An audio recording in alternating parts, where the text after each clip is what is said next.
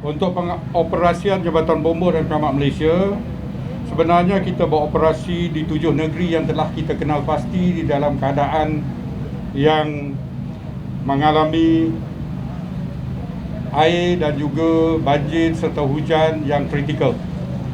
7 negeri yang terlibat iaitu mula daripada Kelantan, Pahang, Melaka, Negeri Sembilan, Kuala Lumpur, Selangor dan Perak.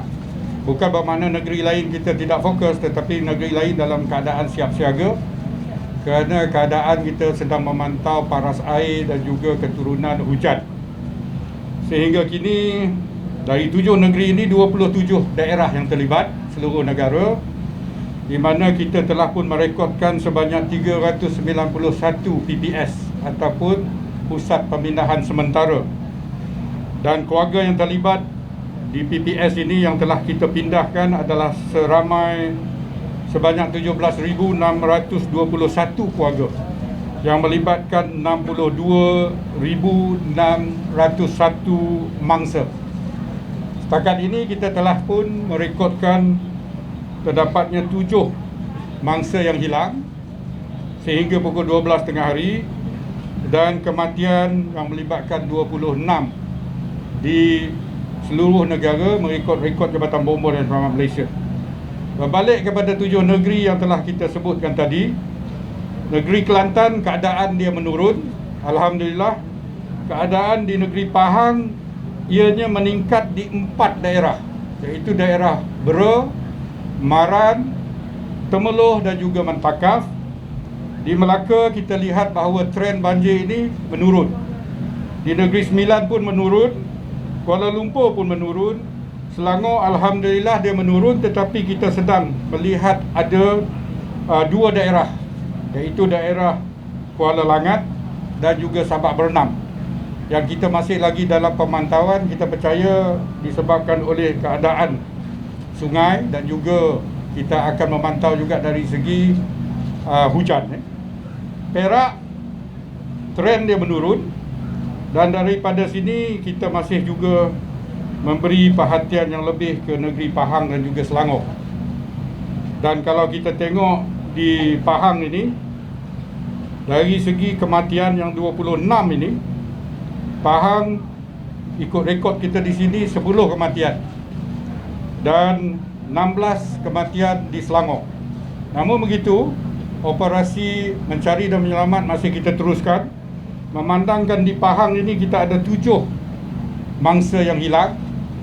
Pengoperasian kita adalah di kawasan Bentung, Raub, Temeloh dan juga Pekat.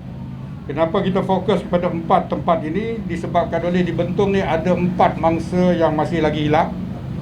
Dan di Raub ini 1, di Temeloh 1 dan di Pekat ini 1.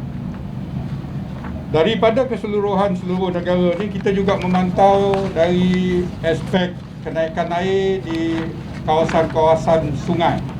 Kalau kita lihat, terdapat 2 negeri ini tahap sungai yang berstatus bahaya, iaitu di Pahang ada 7 sungai yang dalam keadaan yang kita sedang pantau kemungkinan paras air dia meningkat, dan juga 1 di Selangor. Selangor ini adalah Sungai Kelang.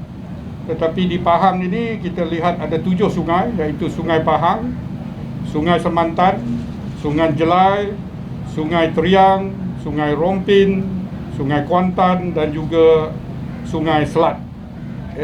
Sehingga pukul 12 tengah hari tadi. Dari aspek pengoperasian kebombaan, daripada hari pertama sebenarnya kita telah pun siap siaga sejak bulan September yang lepas.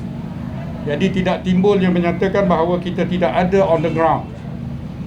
Dan kita lihat operasi banjir sehingga 23 Disember, sehingga pukul 12 tengah hari tadi, kita telah melaksanakan secara kumulatifnya 2,915 operasi.